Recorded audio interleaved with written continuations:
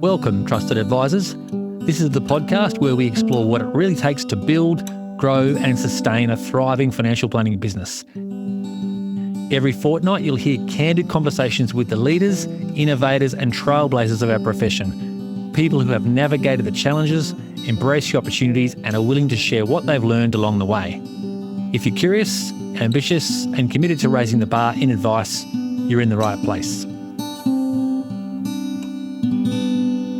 Today, I'm joined by Xan Kitchin, Managing Director at Wealth Connexion. Alexander was a recipient of the top individual IFA Excellence Award and Practice Principal of the Year at the 2025 IFA Excellence Awards. In this episode, we go deeper into what's really driving the growth of Wealth Connexion, from Alexander's corporate influenced approach to strategic planning and building a systems-driven advice business, through to his focus on consistent pricing, disciplined client capacity, and developing the next generation of advisors through structured mentoring.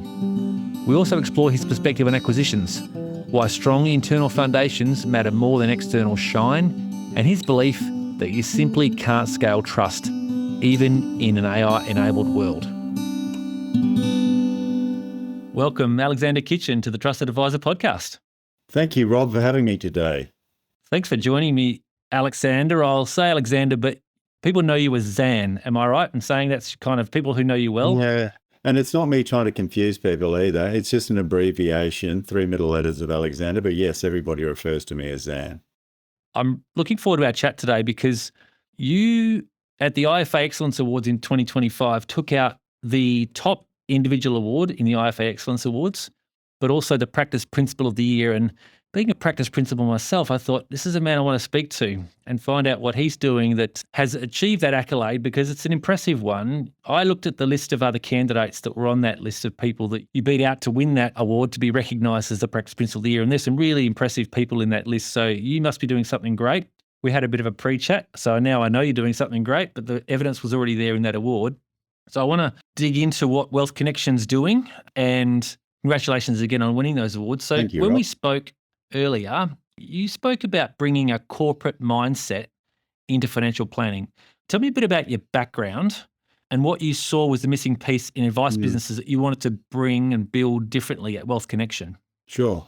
And it is an important point to clarify. I spent quite a number of years, initially trained as an accountant and then worked in multinational organizations as a finance director, partnering with senior leadership teams and helping those businesses structure effective plans to drive their corporate goals and objectives. So I did that for quite a number of years, but did decide back in 2011 that I wanted to try something different. What appealed to me was the personal side of financial planning advice as opposed to the more stilted corporate environment.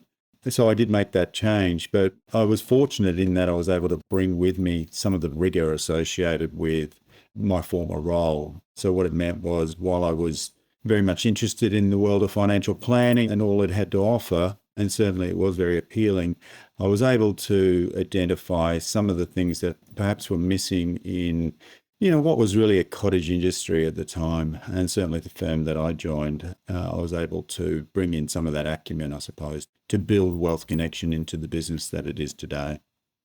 Tell me a bit more about that. Let's dig into that, because that was quite a distinguishing fact, I think, about the way you approached it from the word go. You came in and you've been used to running budgets and systems and processes and very, very ordered approach to the way you ran your roles in those senior positions at multinational companies. And so you simply brought that mindset into the world of financial planning. You said it's a little bit of cottage industry. There was great practitioners. They could really give great advice on super and tax and the like. But you were bringing a business mindset to that as opposed to the pure practitioner mindset. You brought that corporate understanding. Yeah, I guess also having worked at large corporates like Hewlett-Packard, they did have a professional services business. I also knew what it took to run a high quality professional services business as well, albeit that was an information technology business.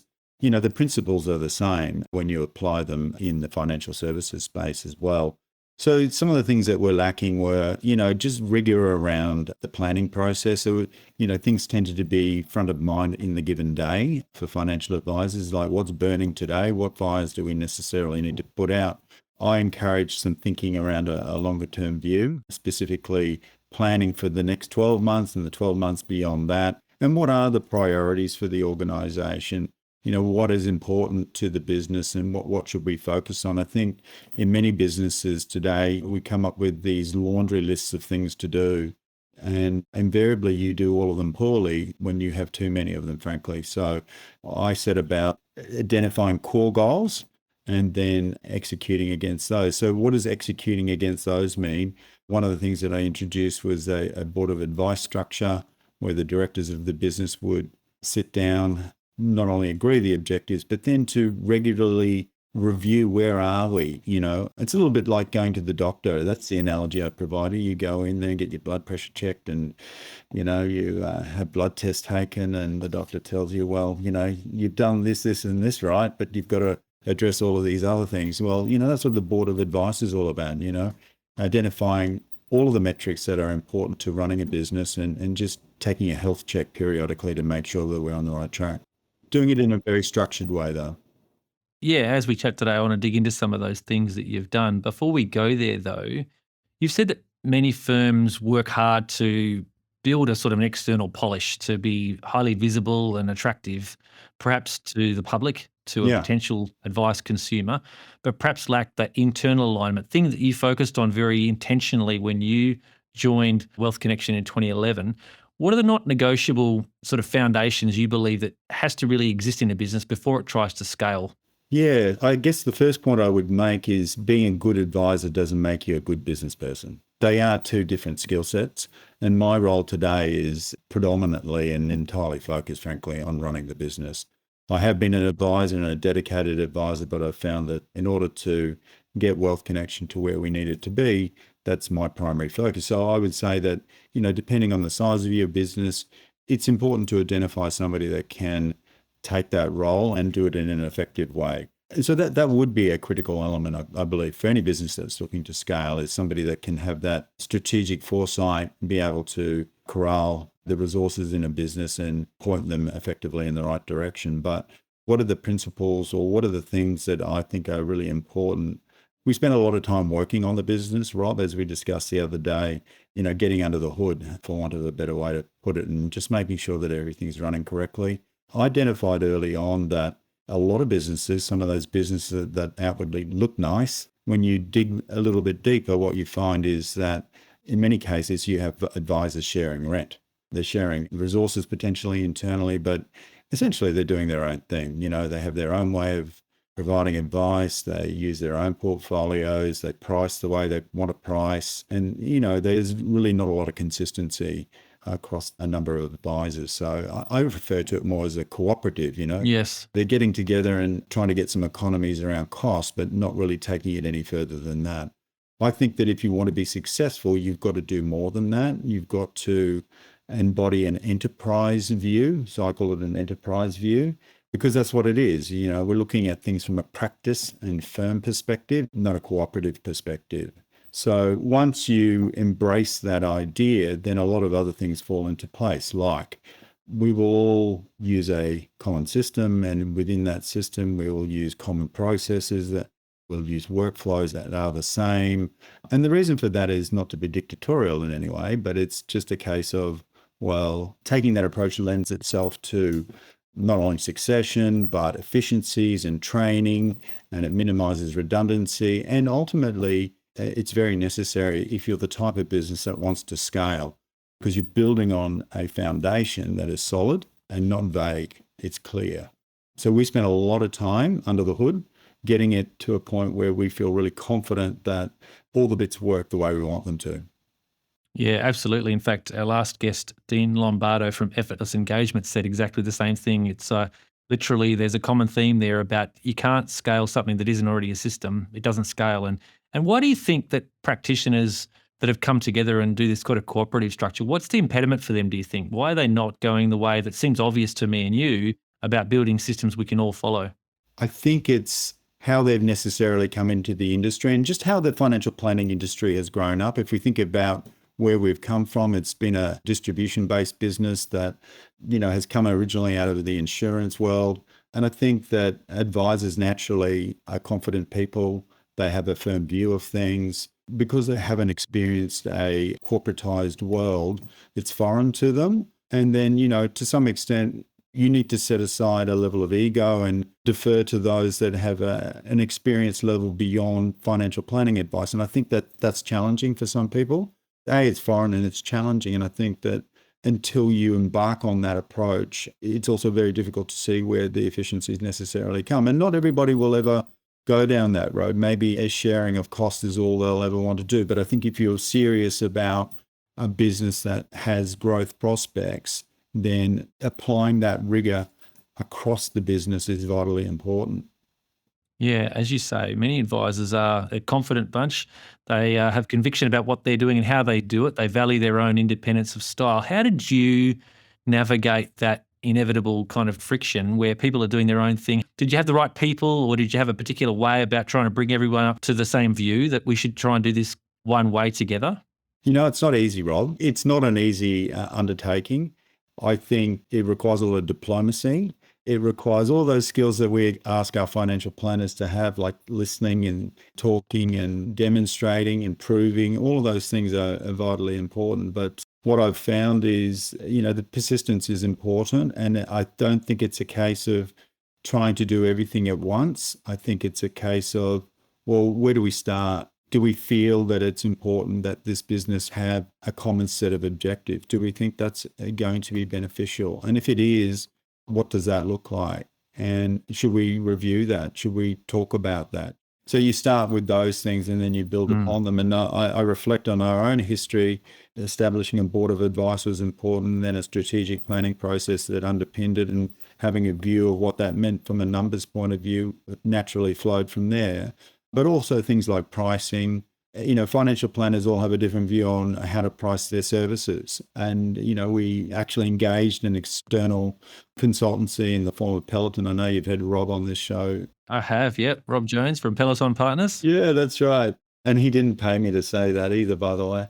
But we really enjoyed having Rob come into our business and do what he does. But it gave us a framework around pricing and value propositions, and being able to articulate that, and also to be able to analyze client by client what we're actually doing for that client. But because that was undertaken on an enterprise-wide basis, it sort of helped corral those disparate views into coalescing a positioning statement from a Wealth Connexion point of view.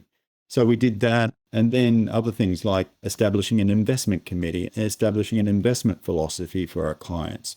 If you have the philosophy right, then all the bits around it are much easier to solution. And I think that's what we've done with everything that we've done, is to get the philosophy right, agree it, and then everything else tends to build in and around that. So where we are today is that we have agreement. We all know, we're all clear on what the objectives are and how we'll set about doing them. We're not arguing about things that really should just be hygiene factors. The way the business operates just needs to be known and done. Do you know, as you've articulated that, the most common word you used just then is we. Yeah. Which means that you actually spent time together with your colleagues and what should we do? How should we approach this? And you're actually bringing people together to discuss issues, resolve what we think is the best way together. Yeah. One of our core values is we over me. And I love that, because what you're just describing is actually the way forward, isn't it? If people are doing their own thing and they recognize, though, that together we're better, if we do things the same way, I love that. And that, you say, it's diplomacy, but it's actually just about getting everyone in the room and just getting their view. And look, another way to frame it, Rob, is a team-based culture. And we really are a team, and I really believe in team. I think that team will trump the individual effort every time. You can get 3 highly capable financial advisors in a business, and individually they're great. But if you can somehow manage to get the 1 + 1 + 1 = 4 dynamic, because that's what it ultimately ends up being, then you can really push your business to the next level. And that is what I've tried to cultivate internally. And I believe we're really embracing that across the board. There's no resistance. We have a really healthy and happy culture at Wealth Connexion, which gives me a lot of pleasure. I like the fact that people are able to come to work and feel good about the job that they're doing. 100% agree with you. Team will trump the individual. And there's a saying that goes something like, if you want to go fast, go alone. If you want to go far, go together. So team will always. It's true though.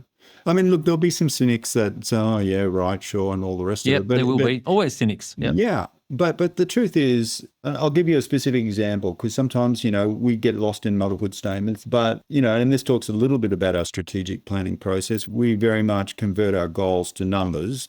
And ultimately, we're a numbers business. So it's important that we move from the softer side of what we want to achieve to the numerical side. And that's obviously set at a macro level, at a wealth connection level, but at a detailed level and built up from the bottom up. It's not a top down, it's a bottom up approach that we take. But, from there, individual advisors are clear on what their goals are, numeric goals are, and those goals are not theirs alone to achieve. In many cases, we have senior financial advisors that have PYs and provisional advisors working for them, and they carry a joint goal, and there's a very healthy view of clients. I mean, it's interesting, you'll speak to different advisors and it's always my clients.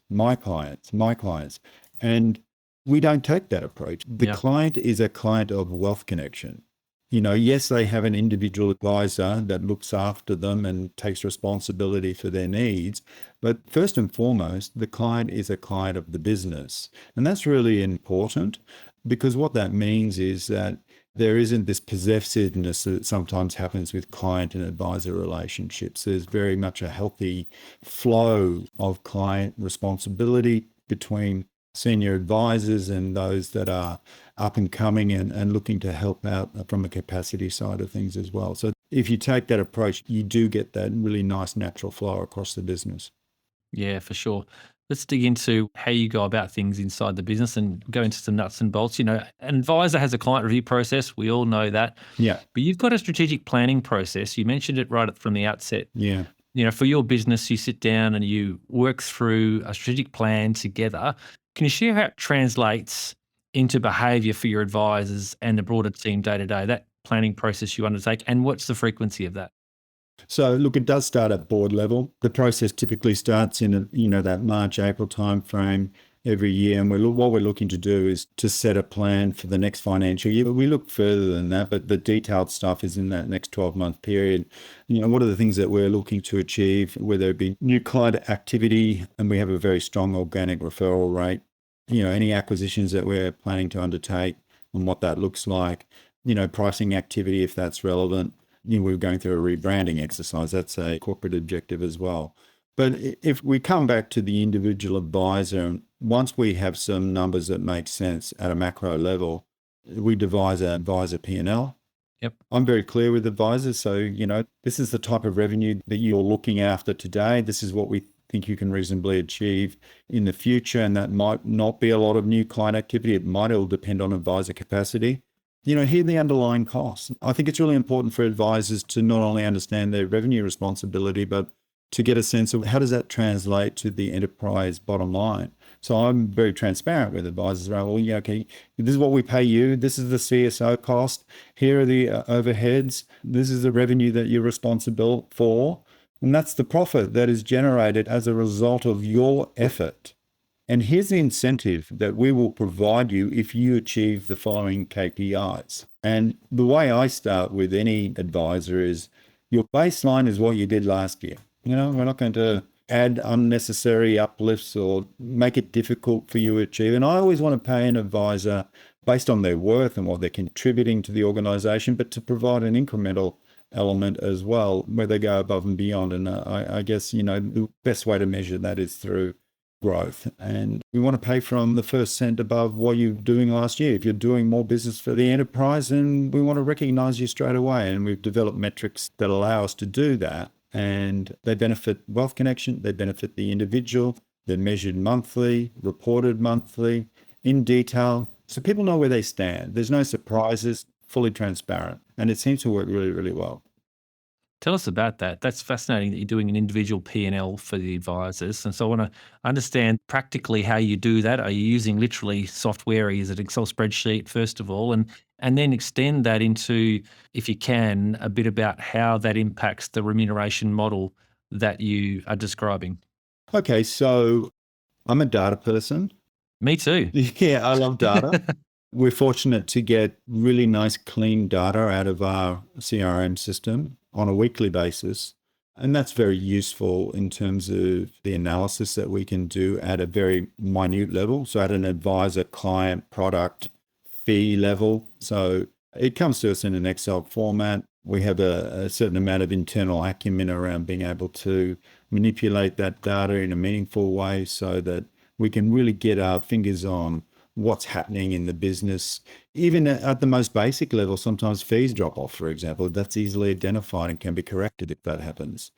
If there's a fee errors, that also throws up. But from a specific advisor's perspective, that strategic planning process that I mentioned, that embeds their core responsibility from a client perspective at the beginning of the financial year.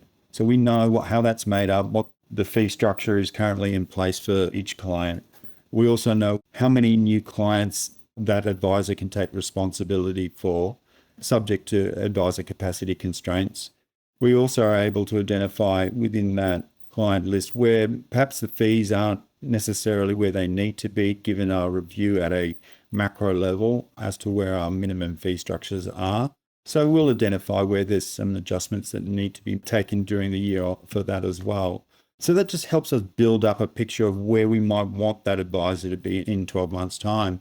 Because we have access to data that is clean, readily available, it's a very simple process to marry that up against the targets that an individual advisor will carry.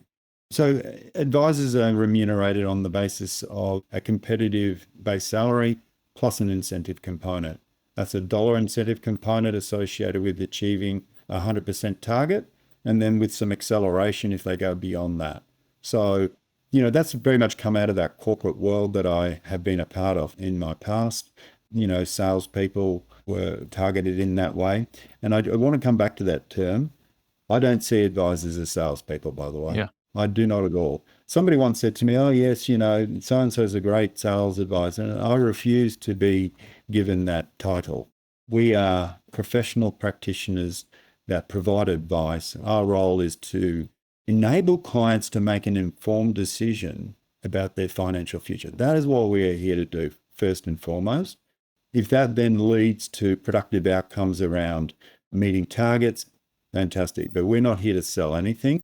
We're here to provide a service, much like any other professional, whether that be a lawyer, an accountant, an architect. We're not in the business of marketing. We're in the business of providing good quality financial planning advice. Given what you're describing as to how you dig into the data in such detail, and it's terrific that you do, and I totally am with you on that. And you're an in-focus licensed practice, and so you've got a CRM that was built by that team that's giving you that data. People listening might be thinking, I don't have the time for that, and how do I get that data? And so go back a step for me. You still take on client relationship responsibilities at all now, Xan, or are you doing 100% management of the business? I have about 18 clients, Rob. Okay. And I had quite a number more than that at a point in time. I think I was looking after 110, 120 clients at a point in time. Yep. But one of the objectives that we identified at Wealth Connexion was that if we were to scale our business, if we were to execute against some of these goals, it was important that somebody like myself could step into a role whose primary focus was making that happen. And in order to do that, it was important for me to relinquish my responsibility for client-facing matters to a large extent. So I've transitioned clients to other advisors in our business. And, that sort of talks to some of the earlier points I was making around team. And, I've done that in a very sort of structured way, warm handover introduction. It's worked really, really well. But what it's done is it's enabled me to entirely focus on this business of Wealth Connexion to make sure that it's running smoothly. I have retained some clients. The reason I've done that is because I want to keep a skin in the game, so to speak. I enjoy financial planning. I love what it does. I love what we can do for clients. So I continue to have some level of client responsibility. I think that's important. You need to keep up to speed with how things are working and in order to be able to provide advice on those things internally. Yeah, for sure. So given your focus and really emphasis of your role now is around that reporting and management of the business. You've built that board level reporting and KPIs, as you mentioned there, from your data. Yeah. What metrics do you believe truly matter for running an advice business? What do you pay the most attention to when you're pulling data sets out and having a look and seeing how you're progressing?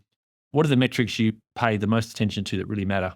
Look, there are a variety, and I've got it to a point where they can be easily updated. We're not using any proprietary software. It's an internally built infrastructure that sits on the front end of our CRM effectively with an Excel interface. But the metrics are obviously at a global level, things like revenue, profit, comparative benchmarks against prior years and forecasts. Those are really important things, and we do it by line of business as well. Because we've acquired a few businesses, we keep track of those specifically to make sure that we bought something, is it still retaining its clients? Okay, so from a tracking standpoint, you quarantine that data. Well, you don't quarantine it from your business per se, but you have the ability to track how it's performing. Yep. Absolutely. So just to go a little bit deeper on that, when we've acquired businesses, we set up a physical location. It's another dimension to the data for that particular business. Let's call it XYZ business. So that means that we can filter on XYZ, irrespective of which advisor is looking after that business. If we've transitioned clients away, we can always get a view of where the starting point was for XYZ business and where it is today. For example, we bought our business last year from a lady on the Gold Coast, and she was exiting out over a 6-month period.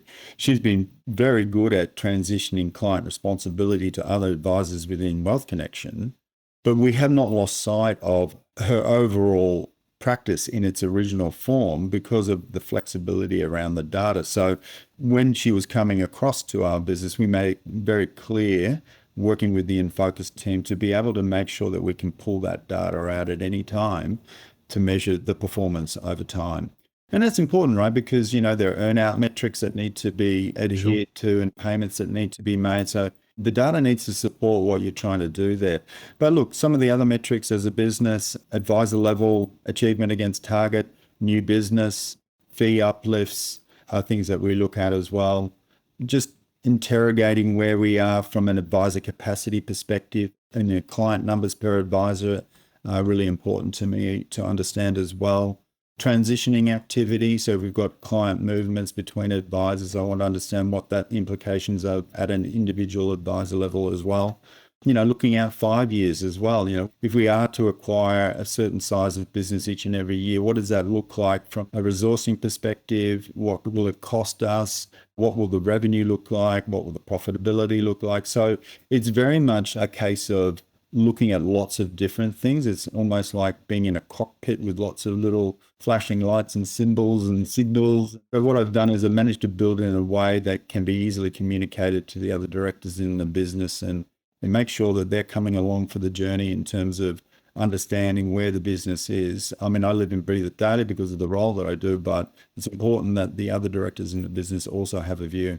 Yeah, you're actually responsible to keep everyone informed and make sure they're across what's happening. So you can collectively talk through the strategy sessions. What's the next thing we want to tackle? So I want to just touch on a point you just made there. So when you make an acquisition, you will attach a location against each client effectively that comes with that acquisition. So you can actually track for that location.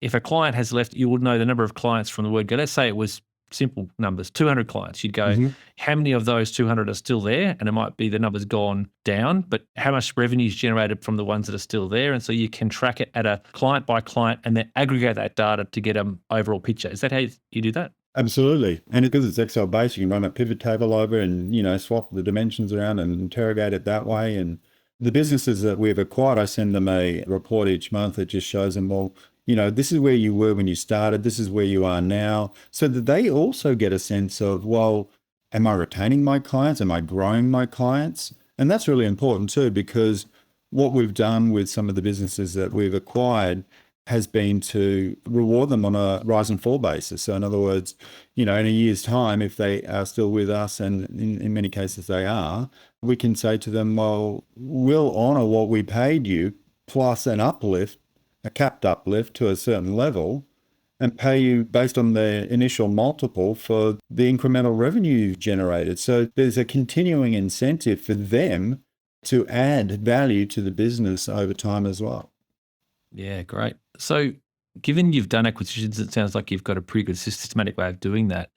What did you have to get right internally before you felt comfortable going ahead with that? Yeah, Because you were really about building the engine first and using an analogy that right. we spoke about earlier in the week, that you weren't worried about how shiny the car looked necessarily. Your emphasis was build great systems, build the engine, enable us to sort of grow, build a platform we can grow upon, and then worry about shining the paintwork at the end of that. That's so true. So, what was it that you really focused on to build internally so you could build that platform and acquire the businesses successfully? It's not one thing, it's all of those things we've sort of run through. It's like having in the process in the first place around formulating the goals and objectives, getting it agreed at a board level, representing it in numbers, cascading it, making sure that advisors know what their goals are from 1st of July, not, I've seen some businesses where the advisor's sort of wondering, what am I meant to be doing? And it's October before they even know, right? So it's making sure that we hit the ground running early as practical, to make sure people are on the right foot.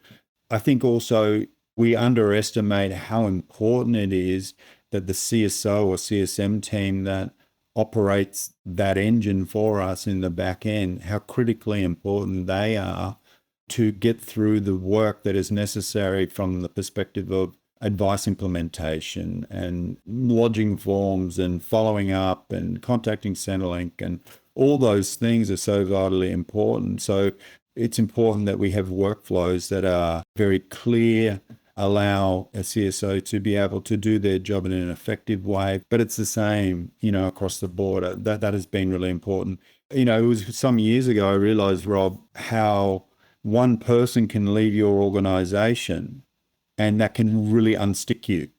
If you lose a really important person in your team that, they're the only person that has done certain things, then, you've got to replace them and train the new person. That can really unstick a business.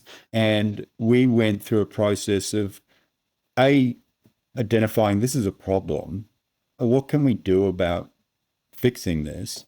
We actually moved to a shared service model through our licensee. That was really useful to really drive that commonality of approach across all of the advisors. That actually really helped. We did end up moving away from that for a variety of reasons, and then in-housed all of our CSO support again. But we didn't lose the commonality piece. That was then entrenched at that stage, and that continues to be the case as we move forward. But I think that's so important, is just to get that piece right. And once you have it, the focus is less on building those things and just, looking for those opportunities where you can add.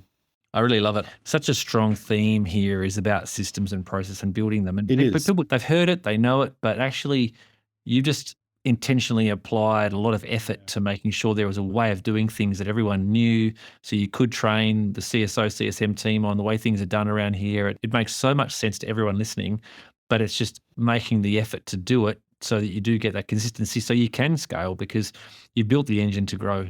That's right. And document your processes as well. And I have a practice manager who's done a wonderful job of videoing how you do X. But that means that somebody new coming to the organization can watch the video, they can understand how that works, so that's a helpful education tool as well. And you're not having to reinvent the wheel all the time. I'll share how we did it, because I think people hear about this, they go, well, how do you get started? I'll tell you what we did.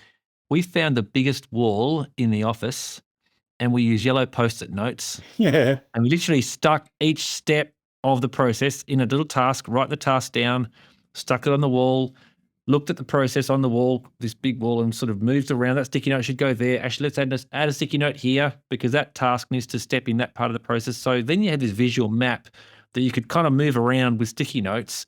It's actually just seems a simple thing, but people don't know how to get started. And for us, that was the way. A number of years ago now, we did that. And it was such a great way to get started on the process, because then you can map it out. Then you can draw it on a charting software, and then you can put it in place. But you have to start somewhere. That's right. And then it becomes iterative as well, Rob. You've got a starting point, and then you'll find as you move along, gee, it'd be good if we had a box where we could get the CSO to check whatever it is. So then you're just building upon, the Japanese call it Kaizen. It's continuous improvement. And I think that's what we need to be continually doing as a business, is looking for those opportunities to improve things. I love it. I'm sure what's happened, as you say, you build a skeleton process to begin with, and then as you get together as a group. And I recall this all the time for us too. Someone's going, we should probably add a step in here or add a task there. And so there's this constant sort of like collective effort to enhance and build the process out to be more complete. So you're putting meat on the bones, so to speak. That's right. And Rob, so you're only going to get that where you take an enterprise view. If you've got this siloed approach internally where everybody's doing it differently, nobody's going to be recommending anything that everybody else can benefit from. And see, that's the hot sauce or whatever you want to call it. That's the bit that really gives the flavor. That's the bit that propels. And I think that's lost on some businesses. That's a golden piece of advice there for people listening. If they haven't got that nailed down, and that's the approach to go about getting your systems in place. And then, as you say, then you get the collaborative effort to improve things. Now, let's talk about advisor capacity, something you said there a while back. You're talking about capacity and you've got a view about this. And I know that there's a lot of pundits that are talking about, you know, we need to get technology to make sure we can go up to 200, 250, 300 clients. And I'm reading those articles too. You've got a strong view about capacity and you talk about this about 150 clients. What led you to that number? And what do you believe breaks down when firms try to go beyond that number? Look, I think it's experience observing client outcomes and also advisor experience internally. You know, I mean, I take a very hands-on view of understanding that dynamic to make sure that, you know, you don't want to burn advisors out for one.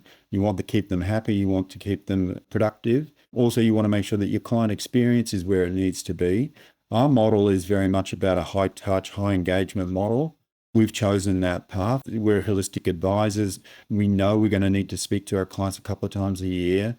Advisor capacity is really important for me in the sense that I want my advisors to be able to give that high quality advice. And I know empirically and based on my experience that when you go past a certain level, then you're going to compromise that client service. And it's just a feature of time, right? So there's only so many days in a year or working hours in a year. And if you do the maths on it, I think I did the maths on it, it was like 1,500, 1,600 hours a year that an advisor has. Mm-hmm. So if you divide the number of clients into the number of hours, that tells you how many hours on average you're spending on a particular client.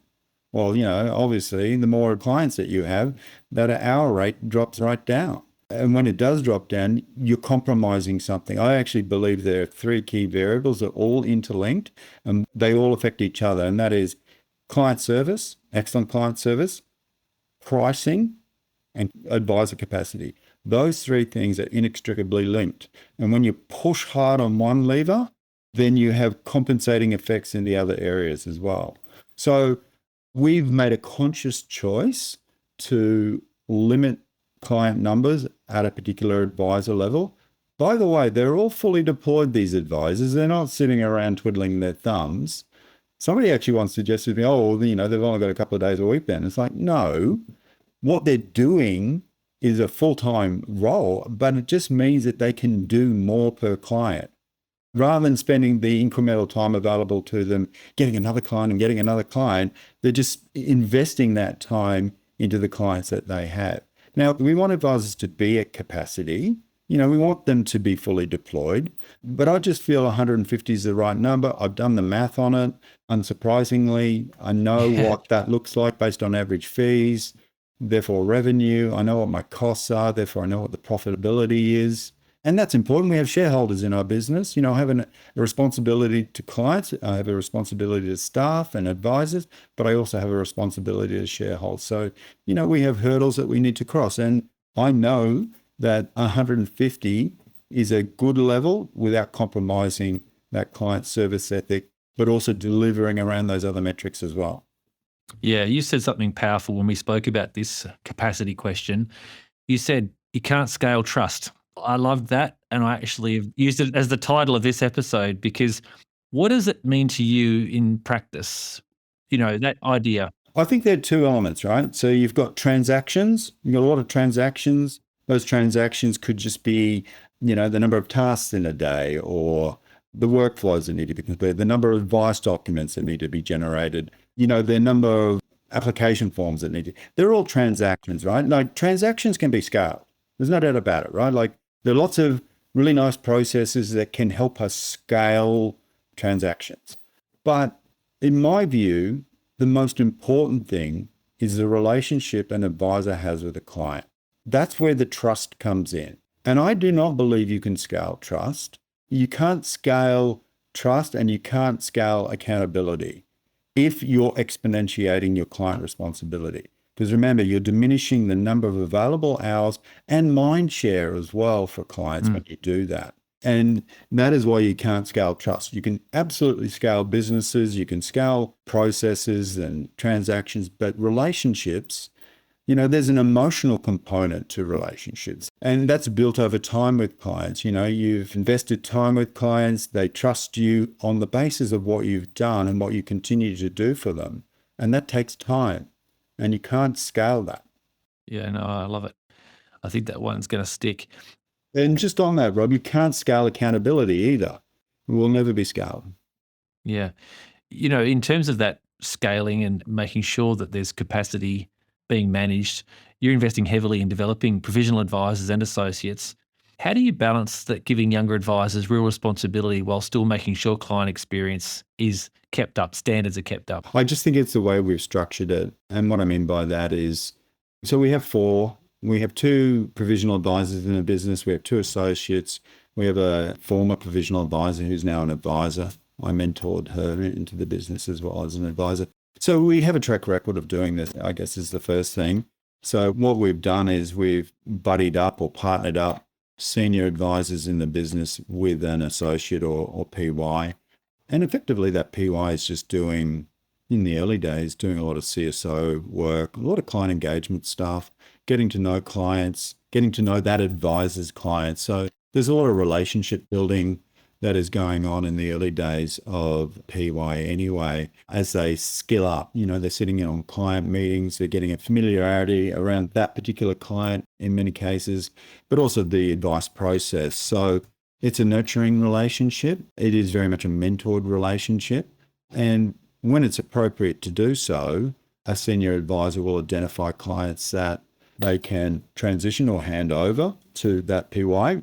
But it's done on an incremental and progressive basis. And, there's an element of oversight and guidance that's provided to ensure that the client experience is not detrimented in any way. But eventually, what we find is because of that natural affinity that is built up over time, there's actually always a really easy progression and acceptance too of the client. And the experience they're getting is what they're already used to anyway, because they've been trained by the very person that is handed over. So we find it works really, really well.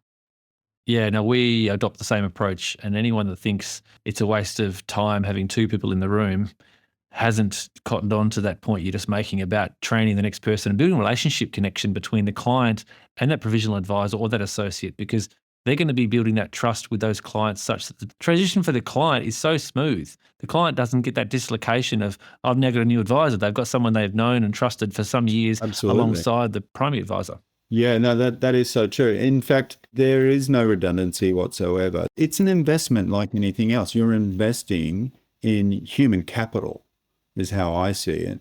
And what you're doing is you're ensuring your commitment around advisor capacity ultimately, because what it enables that senior advisor to do is to still free them up to see new clients. Because as they're transitioning, they're taking on new clients as well. Because of those advisor capacity constraints, they're not being limited. There's nothing worse than new clients approaching a business and saying, look, we'd love advice because you've helped, our friends, and being, well, I can't really help you because I've got too many clients. That's one response. The other response is, yeah, sure, I'll do it. And then you don't do a very good job of it because you spread yourself too thin. So the theory or the practice around incorporating provisional advisors is actually all about succession planning and continuity and fulfilling your promise. Yeah, absolutely.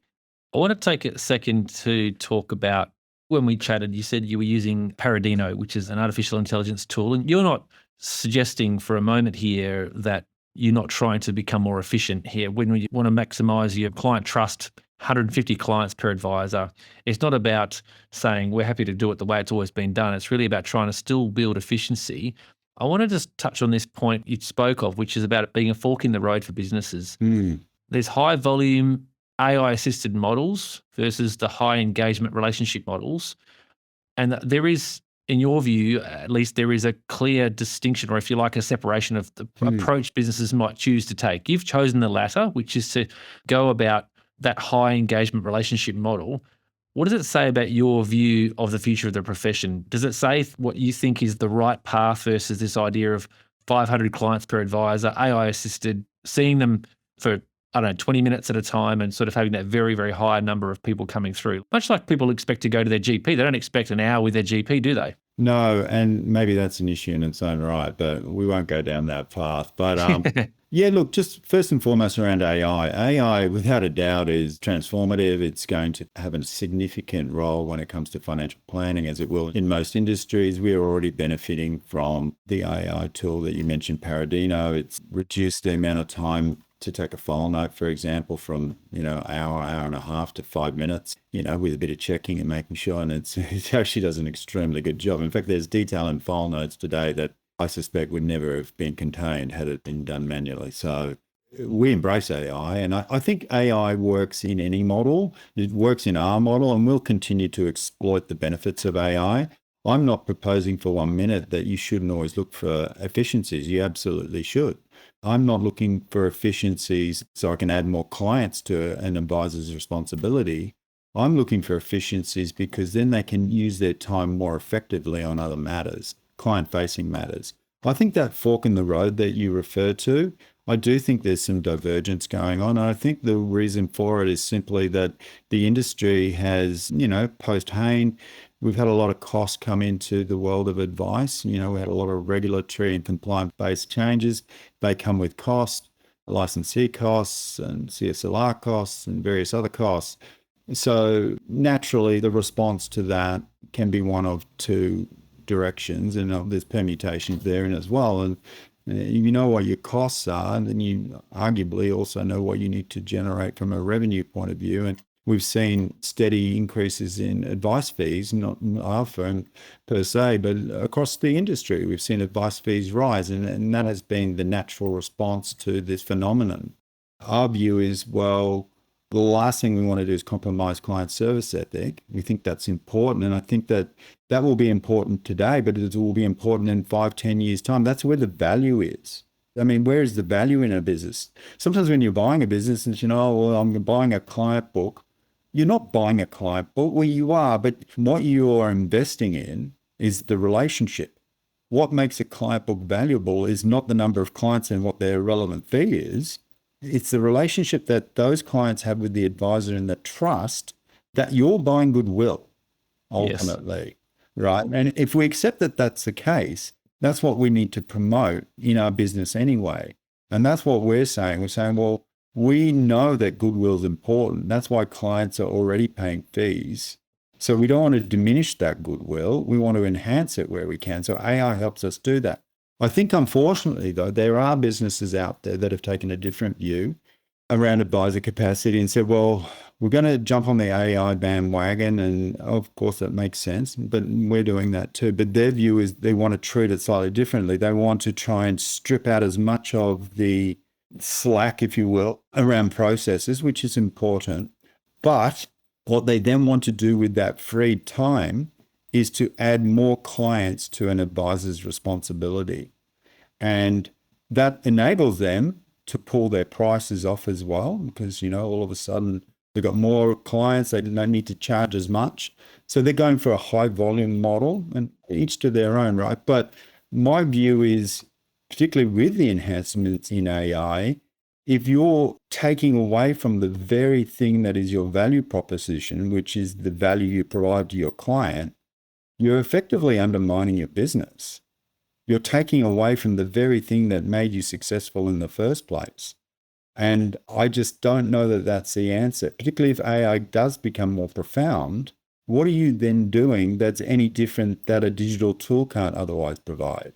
That's how I'm seeing it at the moment. And I think I'll be proven right ultimately over time. Well, for what it's worth, I'm with you on that, Xan. That's good. I'm glad to hear I'm not alone, because I do get a lot of feedback. Oh, you don't know what you're talking about. You can have 300, 600, 1,000 clients. It's like, well, yeah, our view is that, yes, we want to be efficient too. We want to make our advisors and our associates and our client service team, we want to make their job easier, but enable us to then be even more effective with the clients, do things that we are strapped to do sometimes, even with the client capacity sort of numbers that you're describing. So we're of that same view. And if AI does become more profound, then it will be important to maintain the thing that the client wants most of all, which is time with the person that actually they trust, the person that knows them and they trust, to have a really meaningful and personal conversation with. And so to undermine that does seem, as you say, counterproductive. But each to their own. And time will tell. We're not forecasters. We're just making decisions we think suits us. I'm not preaching. I mean, it may sound like that occasionally, but I just have a view, as others do too, and I respect others' views, and everybody's entitled to their view. I've got one more question. We've nearly gone an hour, which I've enjoyed thoroughly. I am a tragic for talking to other great practice principals and what they're doing that's working for them. But I've got one more question for you. If you could change one mindset, and maybe we just touched on it, but if you could change one mindset across the advice industry tomorrow, what would it be? Without sounding like a broken record, I do think that what I would encourage all practice owners to think about is think about their business not as a volume business, but a professional service business. I think there is that distinction. If they can think about that in those terms, then I think that will go a long way to helping them devise ways in which that they can make their business better. So we are a profession. We provide professional services. And I think there's been a lot in what you've said today that people will listen to if they're not already doing it, think that, okay, we need to really time to step up to how we run this thing together, bring our best ideas together and make sure we do it one way together. And that approach to team-based delivery of advice, team-based approach, we fully embrace it too. And it creates a step change in the way things are done. It allows you to grow and you can build a much more robust and sustainable business with that approach. So Xan Kitchin, I really appreciate you joining me today on the Trusted Advisor podcast. Thank you, Rob. It's been a pleasure. And thank you for listening to my views on what it means to be a successful financial planning practice. The pleasure was all mine. Thanks again, Xan. Cheers. Thanks, Rob.